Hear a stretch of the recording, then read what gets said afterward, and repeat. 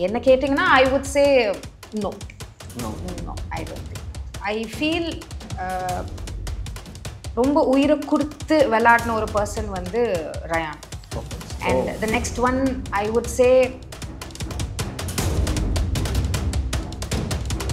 அவங்க வந்து இந்த வெளியே நடந்த இந்த கசமுசாலாம் அந்த மாதிரிலாம் கிடையாது. அவங்க எதுவும் பண்ணல பாவம். பட் என்னவோ நிறைய மிஸ் அண்டர்ஸ்டாண்டிங் என்னவோ எல்லாம் ஆச்சு. எல்லாருக்குமே வேறு வேறு விஷயம். நம்ம கண்ணார நம்ம காதால் கேட்குற வரைக்கும் நத்திங் இஸ் ட்ரூ. அவங்க வெளியே வந்து இன்னும் சொல்கிறதுக்கு அப்புறம் தான் நம்மளுக்கே தெரியும்.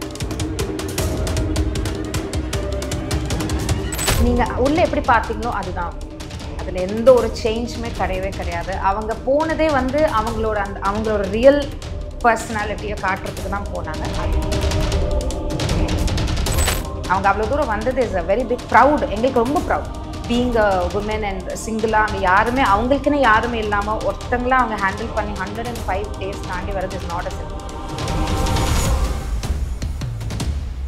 அந்த மாதிரி உள்ள நான் பார்த்த வரைக்கும் எதுவுமே இல்லை. ஸோ அதனால வந்து இந்த மாதிரி ஆச்சுன்னே கிடையாது. அப்படின்னா அப்படி எப்படி விஷால் சார் வந்து செகண்ட் வந்தார்?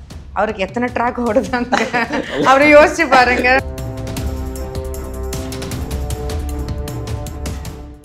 வணக்கம் மக்களே. ஸோ பிக் பாஸ் ரொம்ப பரபரப்பாக நடந்து முடிஞ்சிருக்கு. இப்போ நம்ம எங்கே இருக்கோம்னா காஸ்டியூம் டிசைனர் வைஷ்ணவி சரத் அவங்க கூட தான் இருக்கோம். அவங்க தான் பிக் பாஸில் இருக்கக்கூடிய பவித்ராக்கு காஸ்டியூம் டிசைனராக இருக்காங்க. ஸோ இன்றைக்கி நம்ம அவங்கள மீட் பண்ணி சில விஷயம் எனக்கு கேட்டு தெரிஞ்சுக்கலான்னு தான் வந்திருக்கோம். மேம் வணக்கம். மேம் வணக்கம். எப்படி இருக்கீங்க? நல்லா இருக்கேன். நீங்கள் எப்படி இருக்கீங்க? நல்லா இருக்கேன் மேம். ஸோ பவித்ரா மேமுக்கு நீங்கள் தான் காஸ்டியூம் டிசைனர் அப்படின்னு நாங்கள் கேள்விப்பட்டோம். பவித்ரா மேமுக்கு டிசைன் பண்ண போகிறோம் அப்படின்னு தெரிஞ்சப்போ உங்களுக்கு எப்படி இருந்தது? ஐ மீன் இந்த ஆப்பர்ச்சுனிட்டி உங்களுக்கு கிடைக்கிறப்ப எப்படி இருந்தது?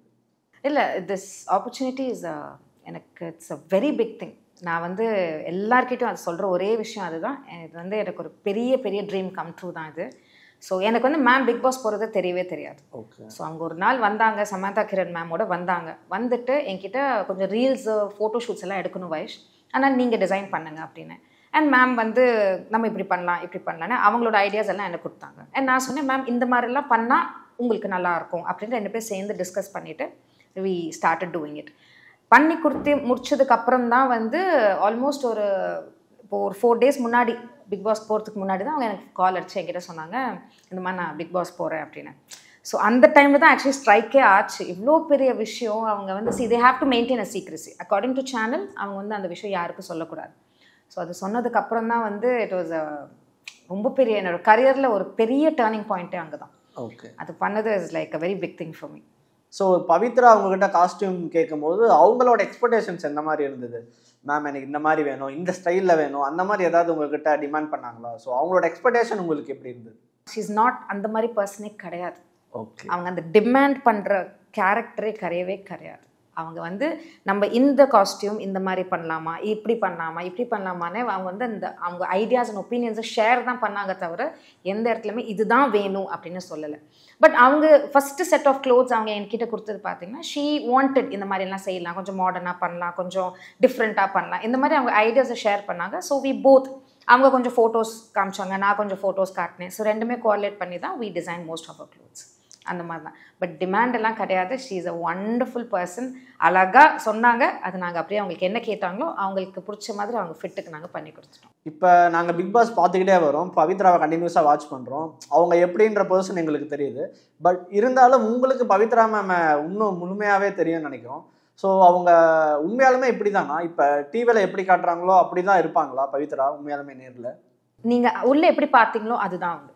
அதில் எந்த ஒரு சேஞ்சுமே கிடையவே கிடையாது. அவங்க போனதே வந்து அவங்களோட ரியல் பர்சனாலிட்டியை காட்டுறதுக்கு தான் போனாங்க. அதுவே தான் காட்டினாங்க. பிக் பாஸ் நடந்து முடிஞ்சிருச்சு. பவித்ரா வந்து வின்னர் ஆக முடியல. ஸோ இந்த ஃபீல் உங்களுக்கு எப்படி இருக்குது? எவ்வளோ டிசப்பாயிண்டடாக உங்களுக்கு இருக்குது? டிசப்பாயின்மெண்ட்டோட ஷி ஹஸ் ப்ரூவ்ட் ஹர்செல்ஃப். அந்த 105 days அத்தனை பேர் இருந்தாங்கல்ல. ஸோ லாஸ்ட் அந்த டைமில் தானே அவங்க வெளியவே போனாங்க. So it is not about winning are losing கிடையவே கிடையாது. அவங்களோட அந்த இதில் பார்த்தீங்க எல்லாம் அவங்க கதறி அழுதுருக்குறவங்க அவங்க எவ்வளோ சந்தோஷமாக ஹாப்பியாக போனாங்க. அவங்க என்ன சொன்னாங்க, நான் இந்த எக்ஸ்ட்ரீம் ஜேர்னி ஃபுல்லாகவே நான் வந்து பியூட்டிஃபுல்லாக ஸ்பெண்ட் பண்ணிட்டேன். அந்த 105 days நான் வந்து எப்படி இருக்கும்னு நினச்சேன்னா அந்த மாதிரி நான் இருந்துட்டேன். I have been there. So I think she is very happy and we are also very happy for her. அவங்க அவ்வளோ தூரம் வந்தது is a very big proud. எங்களுக்கு ரொம்ப proud being a woman and சிங்கிளாக அங்கே யாருமே அவங்களுக்குன்னு யாருமே இல்லாமல் ஒருத்தங்களாம் அவங்க ஹேண்டில் பண்ணி 105 days தாண்டி வரது is not a simple thing. And she is done that. So I think that's the proud. I think she one. எல்லாரும் இத்தனை பேர் நீங்கள் யோசிச்சு பாருங்க, ஒரு தரம் கூட அவங்கள வந்து அந்த last every time she was only saved. Every week அவங்கள வந்து நாமினேட் பண்ணாலும் த பப்ளிக் ஆக்சுவலி அவங்க சேவ் தான் பண்ணாங்க. So automatically she was she got a good name and people saved her till the end. Okay, இப்போ out of curiosity ஒரு question கேட்குறேன். அவங்க நல்லா தான் பர்ஃபார்ம் பண்ணிட்டு வந்துட்டு இருந்தாங்க. பட் ஒரு லவ் ஆங்கிள் போச்சு, அவங்களுக்கு ஒரு லவ் அஃபேர் இருக்கிற மாதிரிலாம் போச்சு ராணாவு கூட. ஸோ அந்த இடத்துல அவங்க கொஞ்சம் கான்சன்ட்ரேஷன் மிஸ் பண்ணிட்டாங்கன்னு உங்களுக்கு தோணுதா? அந்த இடத்துல இருந்து போட்டி வேற கோணத்துக்கு போச்சுன்னு உங்களுக்கு தோணுதா? சீரியஸாகவே அப்படி கிடையாது. ஐ don't think there is anything going on. அந்த உள்ளுக்குள்ளே இருக்க இது எல்லாமே வந்து இட் இஸ் நம்ம பார்க்குற கண்ணோட்டத்தில் தான் இருக்குது. எங்கேயுமே அவரும் சொல்லலை, இவங்களும் எதுவுமே சொல்லலை என்னை பொறுத்த வரைக்கும். And I don't think there is anything like that. அந்த மாதிரி என்னோட ஒப்பீனியன். பட் அந்த மாதிரி உள்ள நான் பார்த்த வரைக்கும் எதுவுமே இல்லை. ஸோ அதனால வந்து இந்த மாதிரி ஆச்சுன்னே கிடையாது. அப்படின்னா அப்படி எப்படி விஷால் சார் வந்து செகண்ட் வந்தார்? அவருக்கு எத்தனை ட்ராக் ஓடுதாங்க அவரு யோசிச்சு பாருங்க. ஆமா, ஸோ அவருக்கு ஓடின ட்ராக்குக்கே அவர் செகண்ட் வாங்கியிருக்காரு. இங்க ட்ராக்கே ஓடலை. சி ஆல் திஸ் இஸ் என்னோட ஒப்பீனியன். எனக்கு தெரிஞ்ச எல்லாரும் பவித்ரா ஜெனி மேம் தெரிஞ்ச எல்லாரோட ஒப்பீனியன் பார்த்தீங்கன்னா உள்ளுக்குள்ளே there was nothing like that. Pavithra மேம்க்கெல்லாம் அந்த மாதிரி எதுவுமே கிடையாதுன்னு நான் ஃபீல் பண்றேன். ஒருவேளை கொஞ்சம் அதுல இருந்து கேம் கொஞ்சம் வேற ஆங்கிள் போயிடுச்சோ அப்படின்ற மாதிரி தான். இல்லையே, அவர் நடுவில் தானே வைல்ட் கார்ட்ல லாஸ்ட்டாக தானே வந்தார் போனார் அவ்வளோதானே. ஸோ அதுக்குள்ள அவங்களுக்கு அந்த ட்ராக் ஓடுறதுக்கெல்லாம் சான்ஸ் இல்லை. அண்ட் ஐ டோன்ட் திங்க் அவங்களுக்கு அந்த மாதிரி இன்ட்ரெஸ்ட் எல்லாம் இருக்கான்னு எனக்கு தெரியல. அந்த மாதிரி இன்ட்ரெஸ்ட் எல்லாம் மோஸ்ட்டாக இருக்காது. I don't think so. Finally big பாஸோட ரிசல்ட் வந்துடுச்சு. வின்னர் வந்து முத்துக்குமரன் டிசர்வ்ட் அப்படின்னு உங்களுக்கு தோணுதா? இப்போ என்ன கேட்டிங்கன்னா I would say no. No, I don't think. I feel ரொம்ப உயிரை கொடுத்து விளையாடின ஒரு பர்சன் வந்து Rayan. And the next one I would say Soundarya ma'am. நேச்சுரலாகவே அப்படி தான் அவங்க, அந்த மாதிரி ஒரு கேரக்டர் தான் அவங்க. ஸோ அவங்களும் நிறைய எஃபர்ட் போட்டாங்க and all that stuff. But I think Rayan could have got it. Pavithra ma'am நான் காஸ்டியூம் பண்ணுறேன், பவித்ரா மேம்க்கு கிடச்சிருக்கலாம்.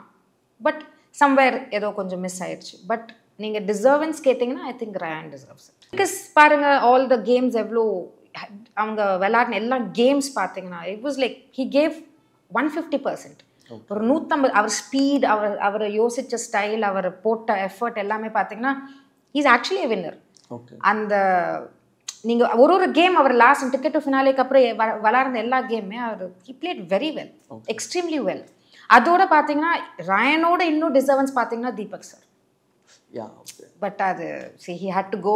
நம்ம தான் எடுத்த முடிவு அவர் வெளியே போகணுன்னு. ஸோ அவர் போயிட்டாரு. பட் எல்லாரோட I think Deepak sir could have got it. இன்னும் கொஞ்சம் பப்ளிக் அவளை சப்போர்ட் பண்ணியிருந்தாங்கன்னா இன்னும் கொஞ்சம் he would have come forward and is deserve. அவர் எவ்வளோ வருஷமா தெரியும். So many years we all know him and he is a ரியலாக அவர் அந்த ஒரு நல்ல ஹியூமன். பட் யூனோ அவரும் ட்ரை பண்ணார். பட் ஐ திங்க் அவருக்கு என்ன வேணுமோ அது கிடச்சிருச்சு. So I think he is happy. Okay, big பாஸில் இருக்கக்கூடிய இன்னொரு முக்கியமான கண்டஸ்டன்ட் அப்படின்னா சௌந்தர்யா தான். சௌந்தர்யா பற்றி உங்களோட ஒப்பீனியன் என்ன? அவங்க எப்படி விளையாண்டாங்க? உங்களோட ஒரு காமன் ஒப்பீனியன். என்ன கேட்டிங்கன்னா அப்படியே எல்லாத்தையும் மாற்றி சொல்லிடுவேன். இப்படி வந்திருந்தா சூப்பராக இருந்திருக்கும் அப்படின்னு சொல்லியிருப்பேன். பட் ஓகே, ஐ மீன் அவங்களுக்கும் I think she's okay, she's good. அவங்களுக்கும் கிடைச்சது நல்லது தான் அண்ட் குட் திங்.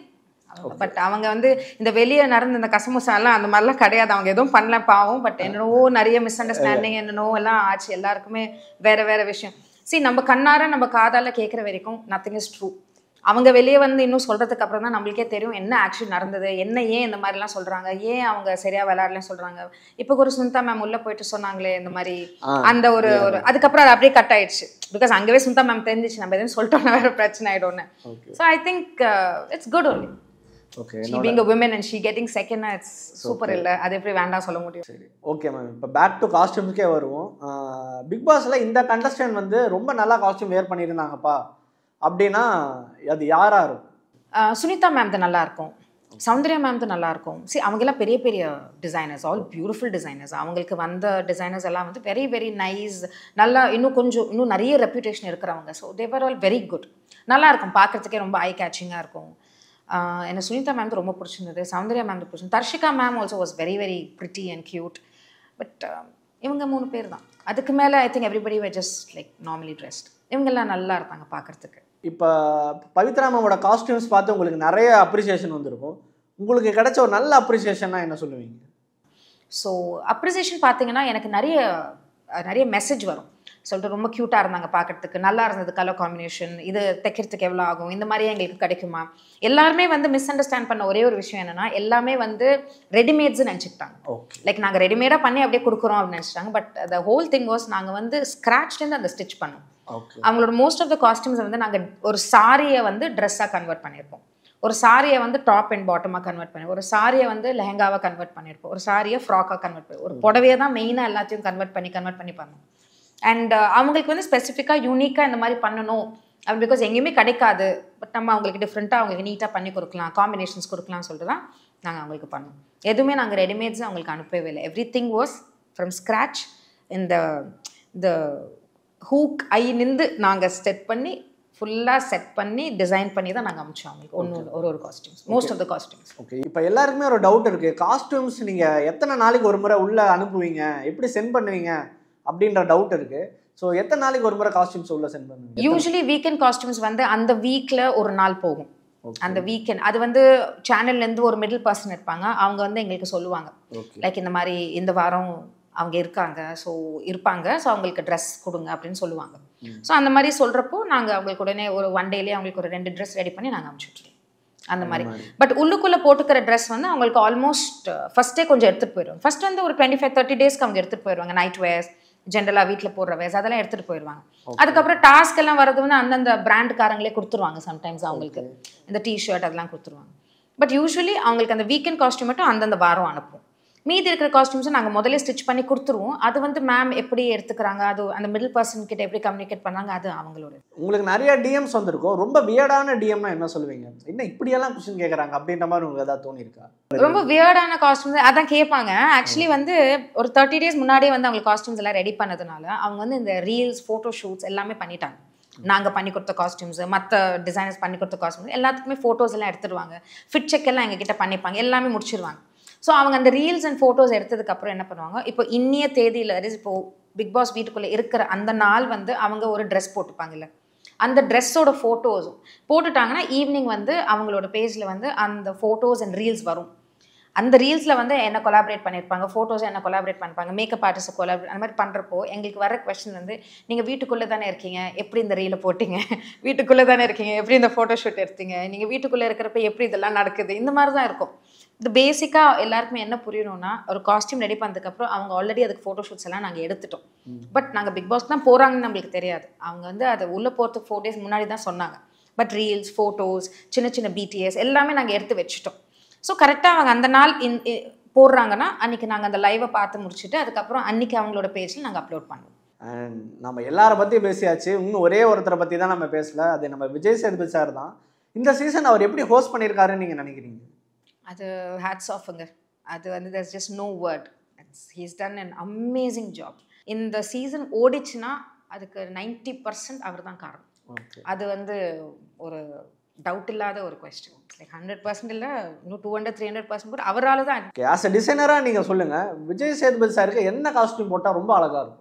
அவருக்கு வந்து இது ரொம்ப கேஷுவலாக இருக்கிற அந்த அவர் பிரிண்டட் ஷர்ட்ஸ் எல்லாம் போட்டார்ல நடுவில், அது இந்த லூஸ் ஜீன், அப்புறம் இந்த ஒயிட். நேற்று வந்து ரொம்ப அவர் அப்படியே அடக்கி வச்சுட்டாரோன்னு எனக்கு தோணுது. பயங்கரமாக ரெட்டை போட்டு அவர் ஒரு டூ மச் அவரோட அழகை வந்து அதில் தெரியல வச்சுக்கோங்களேன். ஸோ அவருக்கு அந்த மாதிரி கேஷுவலாக எதாவது இருந்தாருன்னா சூப்பராக இருந்திருப்பார். அண்ட் வித் நோ டவுட் ஒரு நல்ல கோட், ஒரு கேஷுவல் கோட், ஒரு குட் பேண்ட், அண்ட் லாஸ்ட்டாக வேஷ்டி சட்டை, அதில் தான் அவர் சிங்கமாட்டம் இருப்பார், சூப்பராக இருப்பார். சரி, அடுத்த முறை பிக் பாஸ் சீசனுக்கு விஜய் டிவி கால் பண்ணி, மேம் நீங்கள் தான் மேம் விஜய் சேதுபதி சாருக்கு டிசைனராக இருக்கணும் அப்படின்னு சொன்னால் உங்களோட ஒப்பீனியன் அண்ட் எக்ஸ்பிரஷன் எந்த மாதிரி இருக்கும்? அவ்வளோதாங்க, முடிஞ்சிருச்சு. அது வந்து இந்த ட்ரீமோட இன்னும் பெரிய ட்ரீம் அச்சீவ் பண்ண மாதிரி இருக்கும். அந்த மாதிரிலாம் நம்மளுக்கு கால் வராது. எனக்கு அந்த மாதிரிலாம் கிடச்சதுன்னா ஒரு தெய்வ வரம் ஆகுது. அவருக்கெல்லாம் டிசைன் பண்ணணும்னா it is an honor for me. It's a big honor for me. I'll be very happy also. Okay. Thank you so much for the interview and all the best for your career. Thank you so much for coming. Thanks, Anto. Thanks.